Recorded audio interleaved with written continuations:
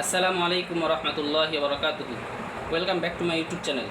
প্রিয় দর্শক, আজকে আমি আপনাদেরকে একটি হাদিস শ্রবণ করাবো। হাদিসটি হজরত আবু হুরায়রা রাদিয়াল্লাহু তাআলা আনহু থেকে বর্ণিত। সেই হাদিসে নবী করিম সাল্লাল্লাহু আলাইহি সাল্লাম তিনটি নাজাতের কারণ এবং তিনটি ধ্বংসের কারণ সম্বন্ধে আমাদের জানিয়ে দিয়েছেন। আসুন আমরা হাদিসটি শ্রবণ করি। নাহমাদুহু ওয়া নুসাল্লি আলা রাসূলিল কারীম, আম্মা বাদ। তিনটি নাজাতের কারণ হলো, 1 নম্বর গোপনে ও প্রকাশ্যে আল্লাহকে ভয় করা। 2 নম্বর হলো মানুষের খুশি ও নারাজ উভয় অবস্থায় হক ও সত্য কথা বলা। আর 3 নম্বর হলো ধনী ও গরিব উভয় অবস্থায় মধ্যম পন্থা অবলম্বন করা। তিনটি ধ্বংসের কারণ এটি কি কি হতে পারে, আসুন আমরা শ্রবণ করি। 1 নম্বর প্রবৃত্তির অনুসারী হওয়া।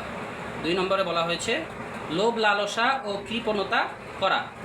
আর 3 নম্বর নিজেকে বড় ও সম্মানিত মনে করা। আর এ স্বভাবটি সবচেয়ে ক্ষতিকর।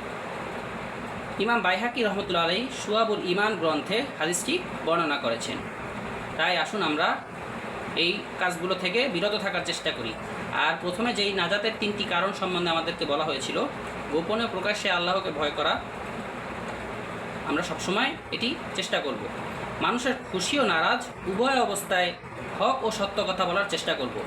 আর ধনী ও গরিব উভয় অবস্থায় আমরা মধ্যম পন্থা অবলম্বন করার চেষ্টা করব। বেশি উত্তেজিত হব না, আবার বেশি নিচু মন মানসিকতাও বজায় রাখবো না। আল্লাহ তাআলা আমাদেরকে আমল করার তৌফিক দান করুক, আমিন।